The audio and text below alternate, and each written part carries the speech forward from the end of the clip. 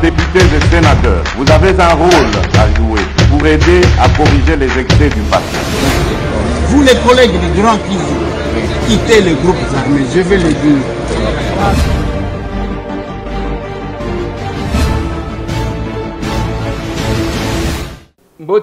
Mbote lisusu bandeko nanga bino bandeko oyangai masolo na député ya mokolo mwa lelo tokomi le 25 août 2021. C'est dans quelques jours les examens d'état. Bana na biso ba ko préparer les épreuves d'état. Bobongamaka, il faut qu'on réviser, qu'on tanga et puis qu'on tanga à un moment donné. Il faut tanga ka haute voix, tanga haute voix wana ozo mémoriser. Du moins, moi, biloko ebele. Tika ko bongisa ke ko tricher na téléphone. Faut éviter parce qu'on n'a pas besoin de diplômés. Nous avons besoin de gens capables de défendre leur diplôme. Parce que diplôme est la présomption de connaissances. Yango bomoni, même temps où distinguer première dame, à sali ba bourse na etant wa moni ba tout ba pourcentage et matière jamais. Tous les cas qu'on a concours, ba tout ba se défendre. Masolona de pité bande konanga ils a dossier à Seni. Senko na SCC ba wangani ke batikala jamais koloba que kadima aza candidat ya chef de l'état. Bokolanda bango na émission oyo boye bokolanda bango. Pendant que de l'autre côté, Martin Fayoulou m'a dit Dina Adolphe Mouzito ba ko menacer. Bazo menacer et ko bazo proposer, bazo projeter même ba marche bokolanda bango c'est dans cette émission et d'un côté, de l'autre côté ils ont Denis Lessi contre avec Pascal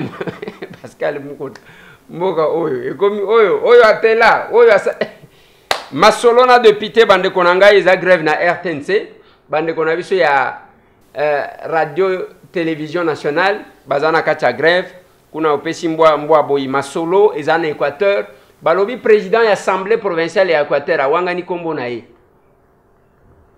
L'honorable président Awangani Kombo a commis un clandestin.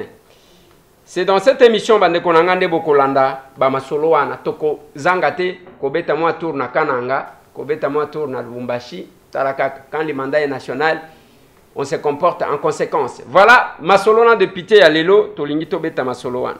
Mais avant yango, je dois souhaiter joyeux anniversaire à notre maman Marie Ekofo, la maman de cette grande dame, professeur Angela Ekofo, et cette maman-là fête son anniversaire aujourd'hui.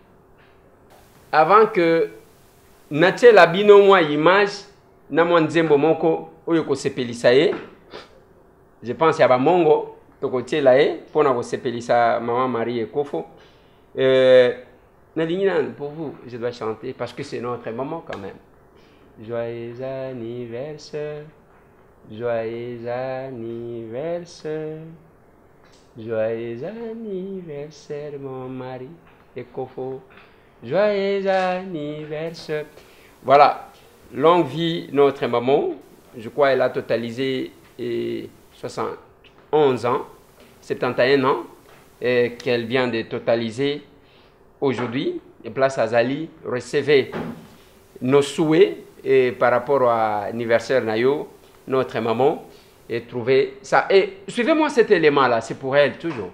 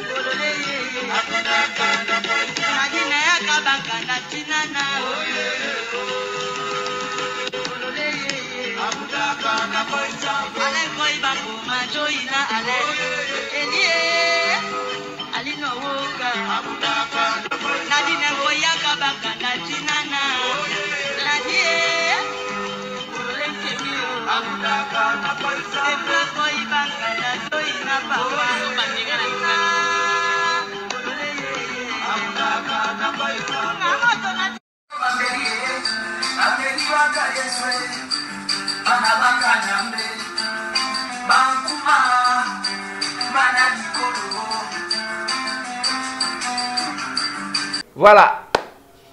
Na simanango bande konangai, na lingi tobeta masolo, je vais commencer par la grève na RTNC. bande kona biso ya RTNC depuis lobi bazana katia grève pona nini bazo futa mate. Mais tangu babenga kingai bakomelinga que yaka wa assister biso parce que toko banda grève. J'essaie de ticket. Pona nini na ticket. Na ba chaîne ndenge tozana ba chaîne de télévision boy. Ngai nazana chaîne nga tokomi api télévision. Ba chaîne eza ebele na Kinshasa. Mais parmi ba chaîne o batu bafuta ka cher c'est la RTNC. Parmi ba chaîne oyo ba élément et futa ka cher c'est la RTNC biso to lisaka ba élément kuna. Mais je me demande comment une telle chaîne bazoko tsambongo ba élément eza ebele ezokota ba ministère nyonso alikisaka kuna futa ka mbongo batima wana babongisa te soki otali tour ya RTNC wana salité na salité ascenseur esalaka lisusu te mulili na ba couloir okomona lokola peinture bayebi mukolo batia peinture te na RTNC. Mais en dehors de ça les agents de la RTNC auto batunyo so bazalaki convier maison mère Mituka ainsi de suite. Aujourd'hui la RTNC a combien de véhicules? Et maintenant bazo grévé parce que bazo futamate. La retransmission par la RTNC, ils allaient à combien? Une fois j'avais condamné na procès à 100 jours. Batouana va travailler toute la journée au risque à cause de Covid. Na simanango na souka ba pesi ba combien ceux qui ont travaillé. Et aujourd'hui, la RTNC est en grève. Tant que vous êtes en grève, c'est-à-dire même les événements officiels et causent un problème. Excellence, monsieur le ministre de la communication média, Patrick Mouya, aux journalistes professionnels, les amoussala na yo. Et kokaki jamais kosalema pendant que vous êtes là. Il fallait anticiper. Bande konabiso wana ba futama. Bajan ya RTNC ti lelo bon. Des fois, dans le Belaka Bango. Bon, mon akaba erreur. RTNC a zokokate, RTNC a saliboy. Mais il y a la réalité à Moussalangoa. Dans quelles conditions ce gens-là travaillent? Kendo tala ba bureau na bango. Okokuta bazo benga mutu chef kiti wane toboka ainsi de suite. Quartier ba pesaka ya ba journaliste pour que ces journalistes là de la RTNC bazo ba mapango ndebo va wana bomona. Soki boke kuna bokomona avenir radio, avenir télévision, avenir régie, avenir caméra, ainsi de suite. Nyonso tu wana ezakiake. Tous ces journalistes investissent wana. Bakokaki kozwa ba mapango esika wana. Et là, comment côté, on a spolié ce terrain-là. Côté Haïti, il fasik. Côté bakokaki kotongela, il fasik. Et là, comment ya munen, bah on a spolié. Et là, tellement qu'il y a Kinshasa, basi ba yebi système. Ata soki conflit ezali kendeka katonga bakoya babuki une fois, babuki deux fois, babuki trois fois après batiki bin. Et basi ba yebi faiblesse ya l'état. Aujourd'hui, il fasik dans la place bazali. Vous pouvez aller voter la condition. Voter la condition nini ba étudiant wana bazotanga. Alors que bazaki na espace na bango ya kebako kaki kotongela bango université parce que les fasik ne produire ba journaliste. Alors que les journalistes ne sont pas faiseurs d'hommes. Les hommes politiques sont créés par les journalistes. Les acteurs musicaux, comédiens, tout ce que vous voulez, les artistes sont produits, sont créés par les journalistes, et ainsi de suite. Mais la RTNC est dans ces conditions-là. Les lobasali grève. Les assonités. Pendant 7 ans. Mais pendant 7 ans, on a détourné autant. On a détourné autant. Bakangi mutu bamemie na boloko. Mais tango bazo kanga mutu bamemie na boloko. Depuis qu'on a commencé, qui a restitué l'argent? Nani azongi simbongo? Anyanya wanyanya. Chose kalomo. Nani boyoki ke ba saisir biloko na ye compte tenu ya mbongo ayiba ki ba saisir oyo bazui oyo. Anyanya wanyanya chose kalomumba. C'est là que ba restation siko. Et comme il kobima lokola, et là comment que zana tinate. Parce que qu'est-ce que les Congolais attendent? Les Congolais n'attendent pas que baton di sa boloko nabatu. Les Congolais attendent que oyo ayiba kimbongo à l'état azongi si yango tomoni que l'argent qui a été détourné par tel monsieur mbongo ezongi ce qui ezongi te balobi l'argent qui a été suite au détournement va saisir lupango na yebo bazo sa la vente aux enchères ce n'est pas que va saisir système ya lalisa bango toleka rien qu'on récupère rien que la République récupère ba frère nyonso ya makambo ya ba procès wana bozo mona ata eloko moko te ezo salem.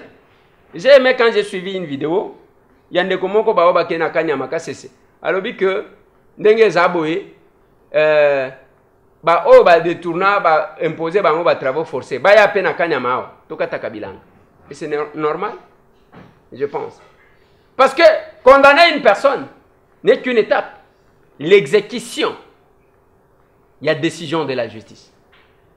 Nous sommes au niveau de l'exécution.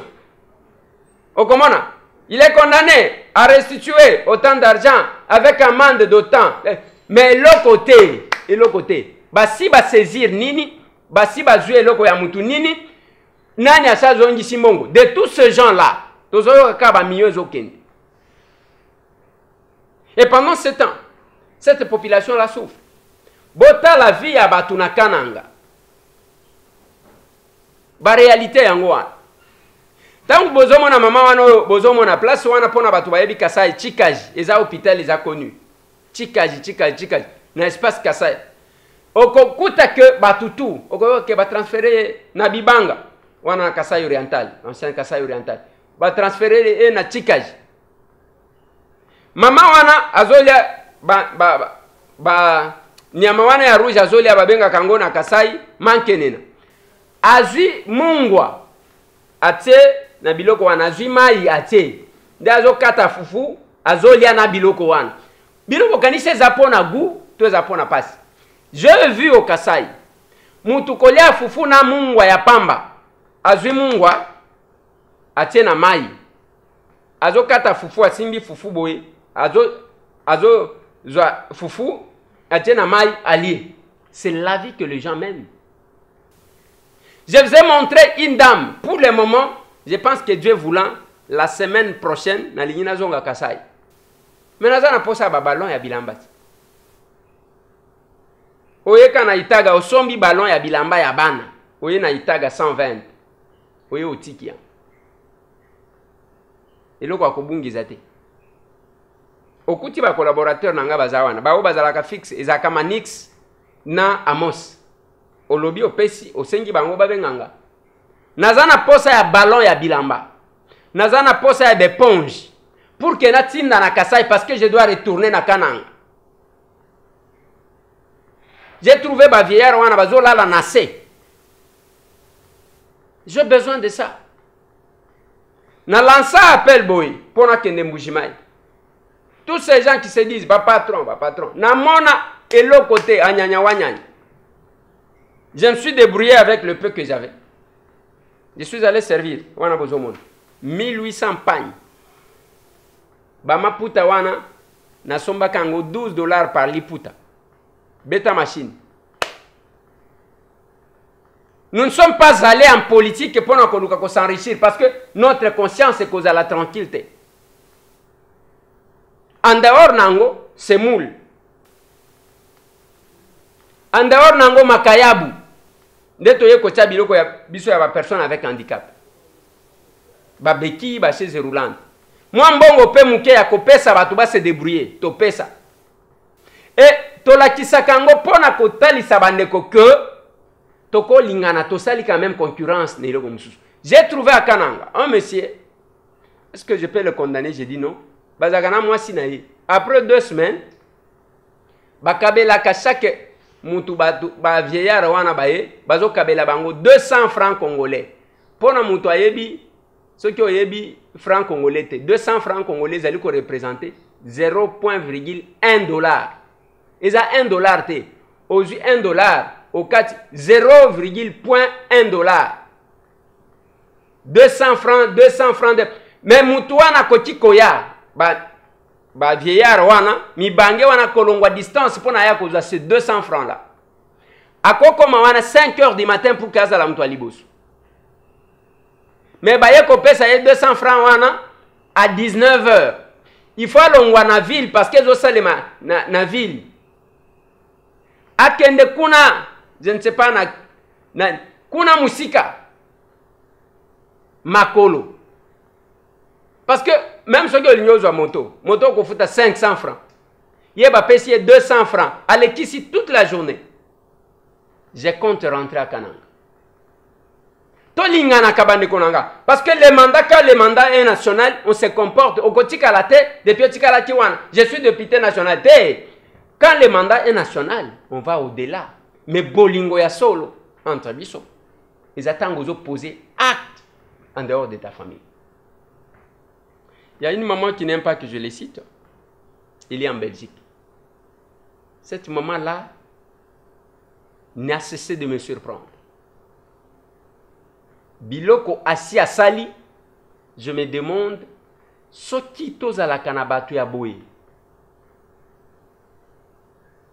Dans cette diaspora, Bazalata 50 n'habite.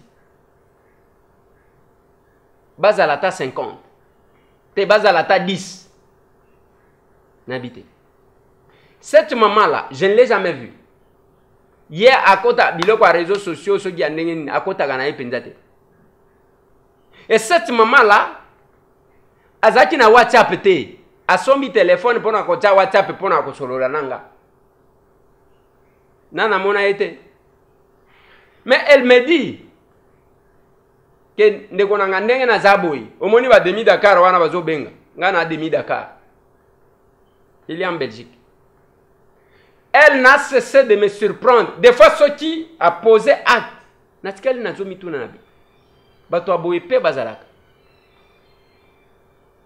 Tout ça, bande konanga, nous essayons de se conscientiser mutuellement. To soani mingi, to fingani entre biso mingi, to lukindenge nini ya kosoto détruire mingi.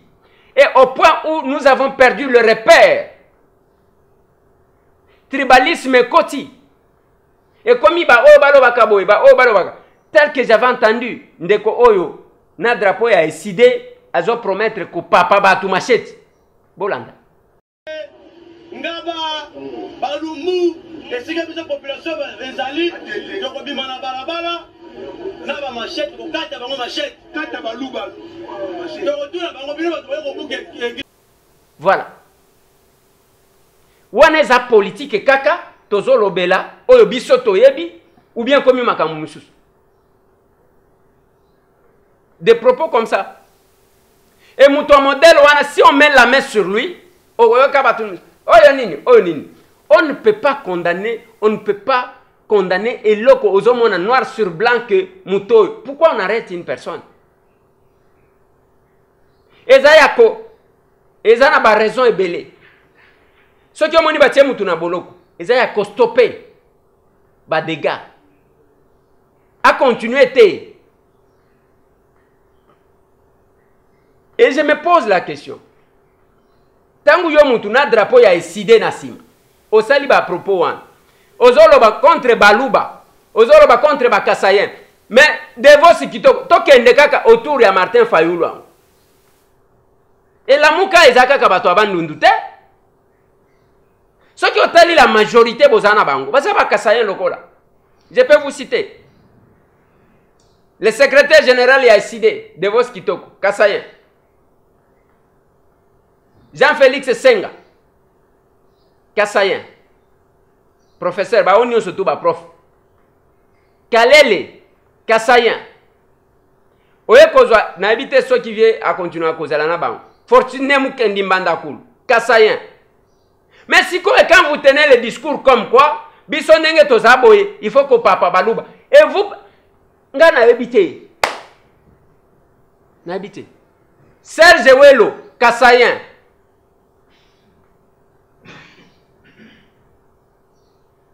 Il faut éviter certains comportements, il y a un modèle loin. Et si mon vieux Martin Fayulu, mon vieux Adolphe Mouzito, vous ne stoppez pas Babiloko Aboui, ça ce n'est pas la politique, ce n'est pas le pouvoir. On n'a pas besoin de bateau, bakosala bisala sala. Ba propos ya makasi ndengwa. lelo Jackie Ndala alobaki kaka koloba oyo alobaki azana boloko tozo zela procès en appel na le premier débat ko se prononcer. Mais quand vous entendez oyo Jackie alobaki na maloba oyo bokondimate mais Jackie wana bakanja za muluba Jackie Ndala za muluba muluba des pères et des mères Jackie il est arrêté sous le régime ya Félix Antoine Tshisekedi qui est muluba sorti Jackie azalaka école mususu nengo zomo na bandeko wana mbele awa ba crier. On doit essayer de stopper. C'est comme ça que Bisso Tolobake, nous prêcherons le pouvoir de l'amour. À la place de l'amour du pouvoir. Le koso ya pouvoir et ça, il s'agabatu bisala sala. Et comme il s'agabatu mabo mandengwan. Et nous sommes là. Le talaba polémique. Je vais vous mettre Adolphe Mouzito.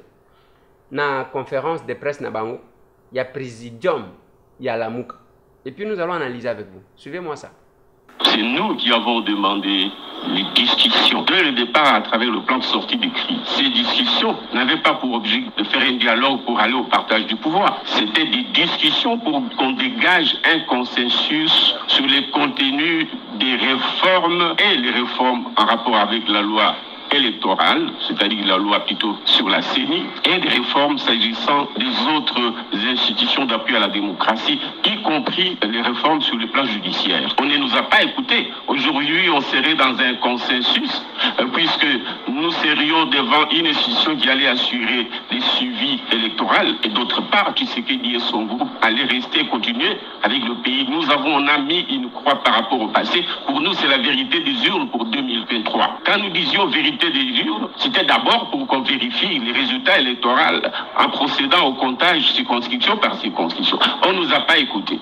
Eh bien, on a dit, corrigeons pour l'avenir la vérité des urnes pour 2023. C'est pourquoi nous demandions qu'on se mette autour d'une table pour qu'ensemble on fasse les réformes pour de bonnes élections à venir. C'était ça le projet vérité des urnes qui reste un projet, j'allais dire éternel, parce que le peuple aura toujours besoin pour sa souveraineté que les résultats électoraux reflètent la vérité des urnes, la vérité du peuple. On ne nous a pas écoutés. Nous, notre problème sur le texte.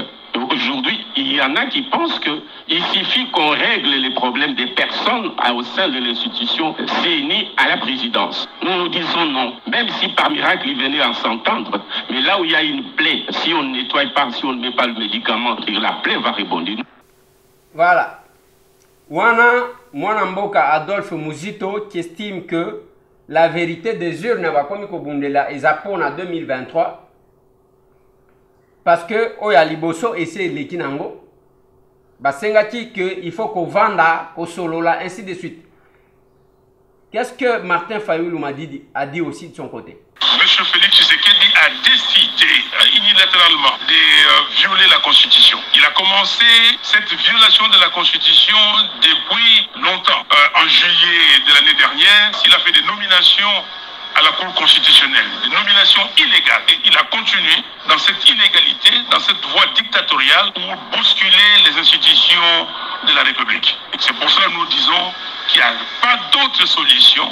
Le peuple doit s'engager pour barrer la route à M. Félix Tshisekedi. Donc, cette marche-là, sur toute l'étendue de la République, notamment dans les grandes villes de la République, est prévue le 15 septembre. Quelqu'un a décidé soit de provoquer les glissements sciemment, mais dans l'entretemps, on s'organise pour tricher. Parce que on vous dit qu'il est la défaite. Quelqu'un a fait fabriquer les chiffres. Et monsieur est là et il ne veut plus partir. Non. Et nous disons à l'élite congolaise que vous ne pouvez pas laisser les choses en l'état. Personne ne peut accepter que notre pays soit enterré. Voilà. Wana Martin Fayoulou m'a dit, ce que j'ai aimé dans la démarche, dans ce qu'ils disent, avant, bazaki atako linga kondima lisusu kombo ya Félix comme Félix Tshisekedi. Ezaka que Félix Tshilombo, Félix ça commence à évoluer. Parce que bakokaki jamais ko détacher mwana na papa na ye. Wana bazo projeter ba marche, c'est normal. Mais qu'est-ce que Augustin Kabou a dit?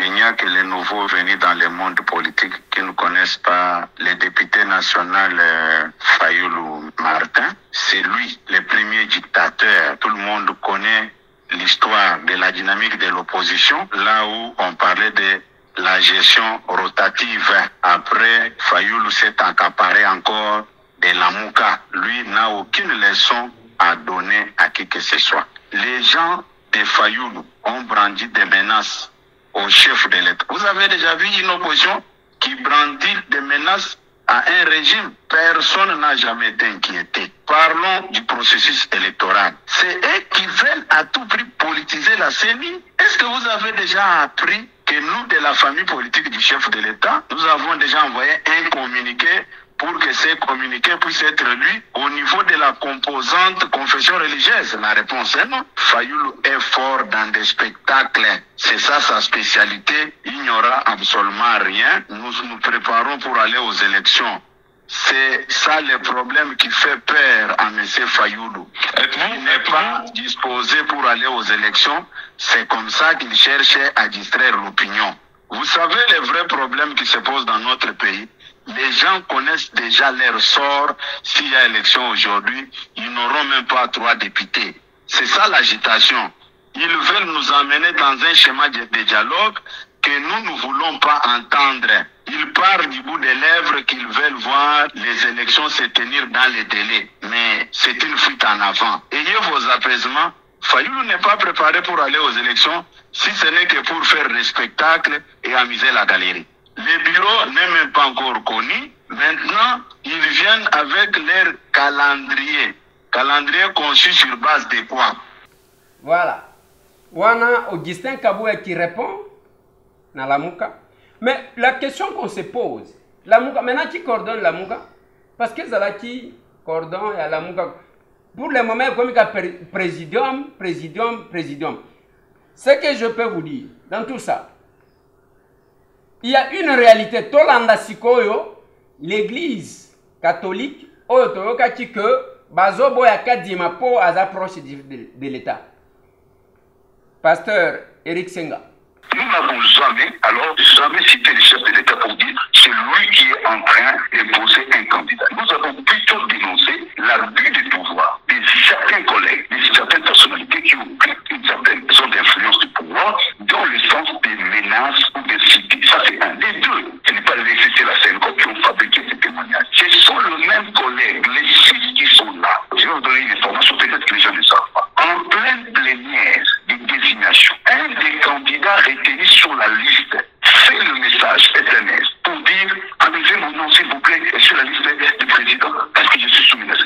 Le SMS existe, c'est dans le téléphone de l'un des chefs qui sont là-bas où la personne demande le désistement au motif de pression. Elle souhaite quitter la proposition à la présidence vers le nombre de la première. Vous n'êtes pas arrivé à dégager un consensus. Si on vous donne un nouveau round, vous allez trouver la solution en 1 ou 2 jours? Même dans 1 heure. Parce que pour laisser la Senko, nous avons déjà fait des propositions de sortie de crime qui ont été mûries et réfléchies. Il nous suffit seulement d'avoir les garanties de bonne foi. Que chacun fasse un dépassement. Vous allez lancer un nouveau appel à candidature. Nous avons déjà dans la base de données, mais ça ne serait pas non plus un péché pour nous de prendre d'autres compatriotes qui n'ont pas été enregistrés en amont. Voilà. Wana pasteur Eric Senga. Alobi batikala jamais ata mukolomoko koloba que Kadima za candidat ya chef de l'État. Ata mukolomoko te. Porte-parole ya SCC. Bao bazana 5. Et alobi que parmi bango ba pasteur bao ba 6. De moko ya que moko alobi na ye ko retirer candidature nanga parce que nazo zo ba menace. Finalement ba menace sango. Nde problème nazo tuna sali ya mboka oyo ko uta wapi. Tantôt c'était que les confessions religieuses étaient menacées pour leur imposer un candidat. Mais comme il y a un candidat, il faut retirer la candidature parce que ils ont menacé. Mais finalement, la vérité de quel côté? Mboka oyo ekobika côté ya nani? Mais ce qui est talilelo, n'est na lobi na bino. Kende na ba vidéo. Pasteur Lenin Lesi, azo attaqué parce que Pasteur Pascal Mukuna. Et comme Wenge oyo elongwe ba musicien basala kalisu polémique te. Parce que makambu ya wera jibe elala nango etika. plus mutu azokola plus azozwa mayele batikela yango bana mais elongwe kuna ekomi na église oyo alobi tala ndenge atela azwi bani oyo alobi te nga babotanga pembe ye nde balobaki alakisa bagenu donc ekomi ndenge wana par les hommes de Dieu. Mais ce qui est curieux dans tout ça, mais chaque dimanche totondaka kaka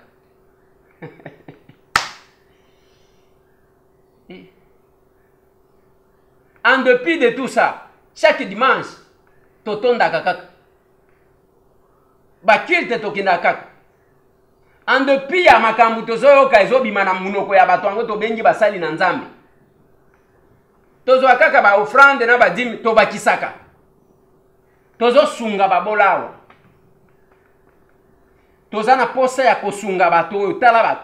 Je vous ai montré cette maman là qui a Cana tala lisu ndenge kita mutu ambongo mutu amutema malamu mutu c'est lui qui a besoin ya salut ya bénédiction bato ya kosunga bango oyo parce que intérêt moko ezate botika biloko yake on prêche corrige on prête corrige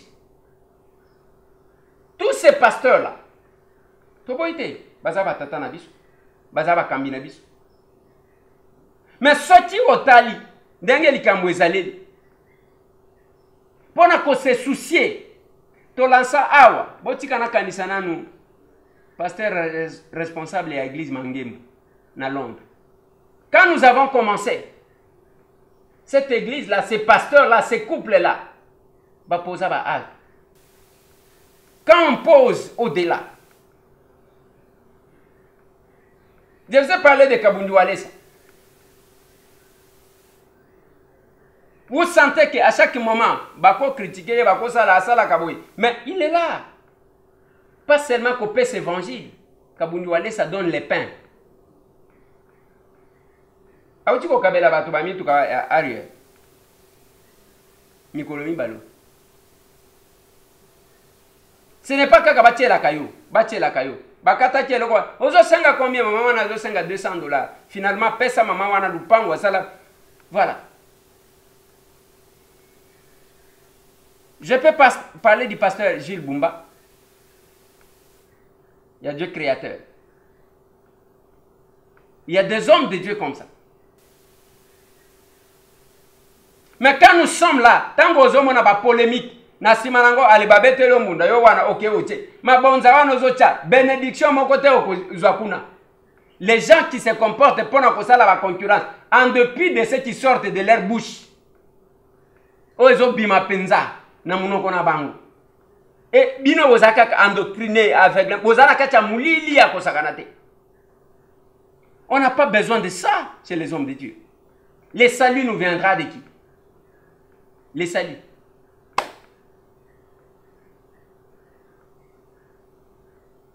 Président de l'Assemblée provinciale et à Équateur, Balobi a falsifié Combo, Alinga Kota Nandenga Akuzu pour Kazon à Mandaka. Gatem Tunalo. Boulan. L'honorable président de l'Assemblée provinciale de l'Équateur a altéré la vérité sur son identité en violation de l'article 56 du Code de la famille et entré clandestinement sans avoir terminé ses consultations avec la hiérarchie. Il a altéré la vérité concernant son identité en mettant sur la liste des passagers à bord le nom de Claude Lompoula à la place de son vrai nom, Bouka Lompoulo Claude, en violation de l'article 56 du Code de la famille. Il est de préciser qu'il a été invité par la hiérarchie et son retour est conditionné par une autorisation de sortie du mot signé par cette dernière. Nous, députés provinciaux, légalistes, décidons de son interdiction formelle à dater de ce jour d'accéder ou d'engager l'Assemblée provinciale de l'Équateur jusqu'à la fin de ces consultations attestées par une autorisation de sortie du mot signé par le vice-premier ministre, ministre de l'Intérieur et Affaires coutumières. Voilà. Wana honorable Clovis. Azo funda Claude de Bouka. Yoka énergie ndenge zobi. Assemblée provinciale wana ya Équateur, nda assemblée o to mona ba makam. Même sous Kabila na mona bazo beta député et pas la police.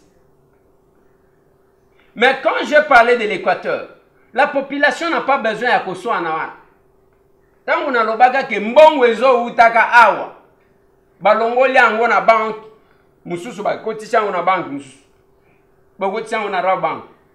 Mbongo ya kobongisa banzela ya mbandaka. Mbongo ya kobongisa batinda bato abaleka o ba jeune ceux qui ba jeune mbandaka. Ba s'attaquer nanga. Alobela makambo mususu ainsi de suite. Je suis député national. Je parlerai toujours. Wanakutuna Loba, je n'étais pas encore député. Et moi, j'estime que, quel que soit coin, likambo ezali na Congo, na Kolobaka. Kimona mukolo lupango yango wana. Et tant que vous soignez, tout ce qu'il y a comme Kosoana, le plus grand perdant, c'est la population qui ne gagne rien à Kosoana et les politiciens. Na lingina suki sana tourné na voyage nanga na kendaki na Katanga. Je vais m'adresser na général Christian Chiwewe. Mon général, il y a eu un mois. Je pense que le message est comme là. Na constaté na Lualaba na Okatanga ba pratique yakala. Qu'est-ce qui s'est passé? Ezaki na batumoko côté ya Kambov. Na mine moko ezalaka kuna. Côté wana ezana ba déchets ba bwakaka en dehors ya concession à Jekamine. Parce que quand la Jekamine était là, ezalaki ene muto azalaki ko exploiter nyonso et les gens se retrouvaient. Pour le moment, nous avons des sociétés, et zo uta message on a do pesa pe ministre ya mine. Na maître Michel Eboma, conseiller principal et chef de l'État en matière ya mine. Oyebi makambo na zoloba, mais je souhaite à ce que vous trouviez solution. Ya liboso pour accorder l'autorisation d'exploitation, il faut société minière ba fouiller. Ba futi mbongo na kesa l'État ya kokende ko identifier espace ango bazokuta ba minéraux. Il y a les frais qu'il faut payer. Na simanango bazongi batali ici que voilà, ezana ba minéraux boy nde to lingi to exploiter. Nde l'État vérifier accorder. Mais ba to bazoya eloko moko te ba vandi kaka. Mais ba exploiter ka minéraux. Espace ango bo exploiter keza wapi? Ba ko yebisa binote. Ils sont en train d'exploiter minéraux ya Jekamine. Na bespace ya Jekamine. Mutu azo somba, biloko zo somba zo utawapi zo ebanate. Maintenant qu'est-ce qui se passe là-bas? Bazati ko boaka biloko toko benga ngo déchet. Mais il faut boyeba ke shinkolobo ezalaka wana. Tangu régime est changé. Bazati ko ya kozwa biloko wana. Et ba chinois moko bakenda kuna uniquement pona kozwa ka biloko wana. Po ba yebi ni nezana kati. Ba chinois wana bazali ko benga bango ba chinois ya mama Sifa. Boyo kanga bien. Bazo benga bango ba chinois ya mama Sifa. Na kati ya ba chinois wana quand le régime a changé, bamso bazali ko banga kete. Félix wana akozala te azaka ke étiquette to tikala na rais 100% batikala accroché bamso balobité. To kende to négocier na régime ye. Ba chinois wana bakabwani na deux groupes. Bolanda histoire. Kiler Mubambi, oza élu à Kambov. Oui, bien. Bao wana bakamati nzela ba yena Kinshasa. Ba négocier, ba teki bande oyebi, mama Sifa zalaki na biloko kuna soki ndenge nini, soki na minéraux, soki ndenge nini. Ba chinois wana balobi lobi. Bakamati pe ya bango ba JR awa. Parce que ba chinois wana, il y avait ba JR. Oh bazalaki na compte. Selon ce que nous avons appris, on les a conditionnels, nous avons utilisé. Il y a Mama Sif. Il y a un chinois, il y a Mama Sif. Il y a un négocier, il y a un JR Moussous. Il y a un Kinshasa, il y a un Kikuna. Bavandi. Au lieu de exploiter les déchets, moi je vous explique l'histoire. Babandi kokota sikoyo na sita Jekamine ko exploiter. Babenga DG. likambo eza boye DG aza faible ndenge akosala eza te DG ntango atala alobi apana yango biloko yango oyo mboka yango ya biso nyonso ti comme ça tokende na banditisme yango DG asali ndenge nini ayokani na bacresseur oyo misusu ayokani na bango alobi tala mutuka ekomema bino bakotisa bino kuna na kati ya miba bokende botravaye butu mobimba ngai nakosala nini nakokanga tshombo bandeko na nga selon ce que nous avons appris nous utilisons les conditionnels parce que ça vérifie baye komema soki 4 camions bakotisa yango ti na domaine ya Jekami babengi responsable moko telefone kaka ezaki ya kofungwa wana oh yoka ba camion moko ba cresseur bakoti awa ainsi de suite bakoti soki na 4 camions wana meka numéro DG soit éteint soit alali bakoti ba travailler jusqu'à na tongo 4 heures du matin ba silisi tango ba sisi ba tondisi biloko wana ba bimi mbala moko téléphone ya DG fongwami yé pas azui par naï mais qu'est-ce qui est curieux bande konanga eloko nazo bakisa c'est quand on voit c'est là que j'ai cité le général Christian Chiwewe un chinois gardé par JR chinois wana bazo gardé par JR a comme il y a famille présidentielle toi communane parce que c'est l'homme au beko ni les conseillers du chef de l'État ni nani naye a koti kozala garder na JRT JR a gardé kaka chef de l'État na famille naye na biloko a chef de l'État à ce que je sache mais oyo ba chinois kala mingi te bazo tindela nga vidéo na kotie la bino pona mutu awanga na te JR azo garder chinois wana comme ya famille chinois wana nde de père et de mère ango bazo lobela chinois wana zanani azo protéger quel intérêt chez les chinois nous sommes là je suis député national oye pa na ngai olele ndenge ozomona bato bakotaka wana nazo solo naza l'aise je cause avec les handicapés je cause avec les orphelins les aningwa mais qu'est-ce que ba JR bazo sala na ba mine bazo protéger intérêt ya nani mon général Christian soki oyo kinga te bao bayebani na ye bakateli ye kaka te batindeli ba JR na ba mine bao basololaka na chef de l'État boko katelanga ka mwa eloko ba excellence monsieur le président de la République JR eloko biso toyebi tomonaki tokena Remi Kanku awa bamwa kaka sali wana bapesaki bato basali yango problème mais nga nazoloba boye ba JR bako garder nani c'est le chef de l'État et sa famille ainsi que biloko na ye de place soki okuti JR il faut yeba que ce n'est pas mutu ya présidence eza mutu ya famille ya chef de l'État nde eloko nga na ye mais excellence monsieur le président de la République na ba mine na ba société minière place bazo sala exploitation illégale ya ba minerai chinois bazo kengela ye et pas ya JR wana zo kengela ye pour quel intérêt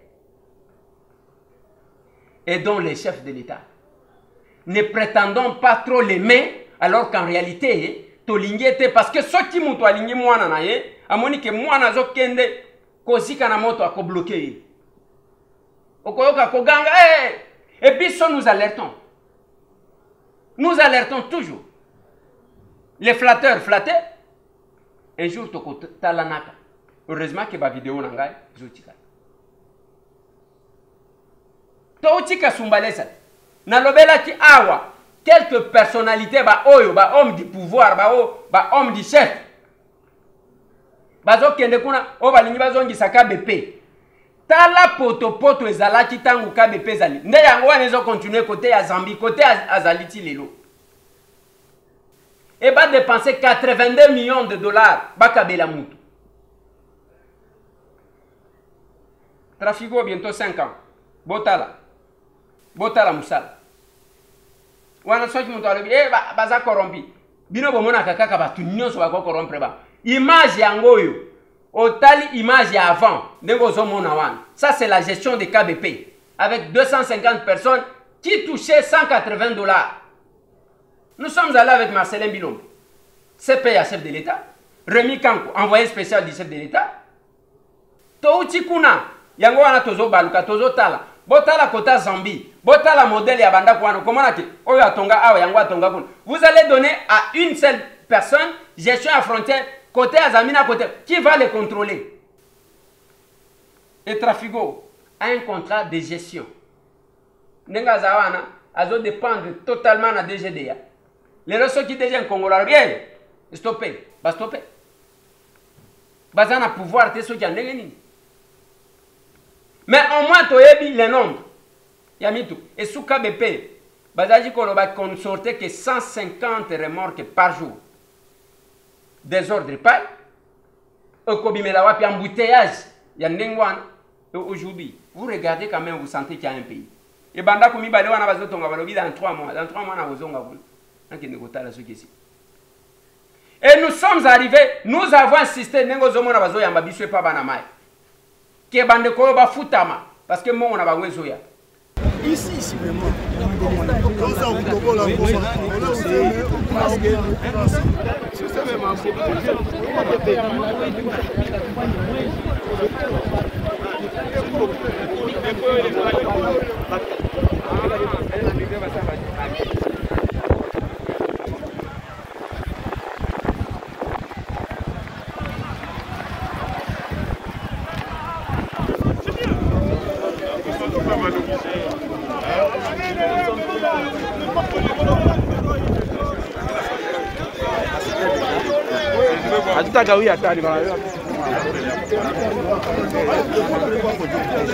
Tokomi wapi.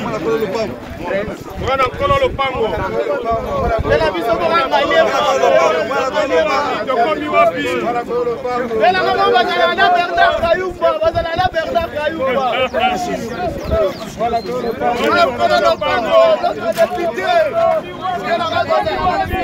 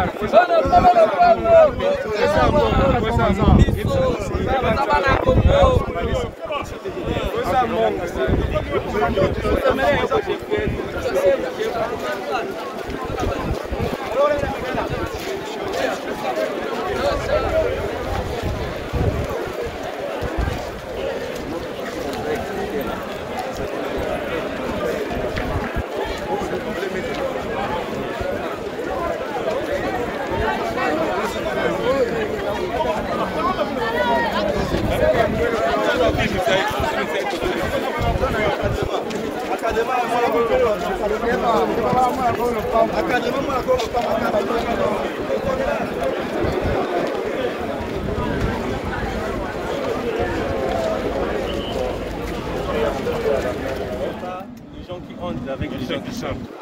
On s'assurer vraiment de séparer tout. Et puis ici, on aura 4 accès, donc 4 bandes. Une bande pour les piétons seulement, et les 3 autres bandes pour les gens des piétons qui s'assurer vraiment séparer comme ça pour la. Très bien. Nous, ce que nous aimons, hein, papa, ce que nous aimons, ce n'est pas les discours là. Ce que nous attendons, c'est les concrets. Hein? Tunashia CP vile anasema, batravailleur se banashi. Kama makuta inafika, amuripe bantu, ile munatafuta problème na chini. Tutarudi hapo. Kinshasa na Lubumbashi, c'est une même ville, j'ai toujours dit ça aux gens. Vous pouvez faire un aller-retour. Vous prenez l'avion, vous venez vous résolver un problème pour rentrer. Parce que ce que nous voulons, vous êtes jeune. Je vois que vous venez de vous marier. Vous n'avez qu'un seul enfant. Alors, maintenant, vous jeunes, vous n'allez pas maltraiter Bandoukwako. Anabana franga, munakabula, napaka, panababu, moi, minona. Alors, il va travailler, banatumika, banduku banatumika, na kisha munabaripa makuta yako. Celui qui a parlé, c'est le conseiller principal ou chef de l'État en matière économique. Il y a membre de ma franga na biyu asante. Mimi si biyu et ma politique ndio tunayo. Alors, on a promis, on a censé d'ici là atamita numéro yake yo ile. Comme ça, mutamuita, tunamwambia sema franga inatoka. Na sisi tutasonde kwa bandu kwa. Na mimi nitaacha ye anaacha karte kwa. Mimi nitaacha numero yangu kwa base. Haina vile. Comme ça kama tunaiwa sema hapana baripe, mimi namuuliza sema baba Mungu tume franc. Je pense que c'est ça. Voilà. C'est comme ça qu'on nous accueille. Quand le mandat est national, ça donne ça. Bande konanga to sunganaka. Koswana to swani trop. Plus de 143 998 311 332. Tout le monde est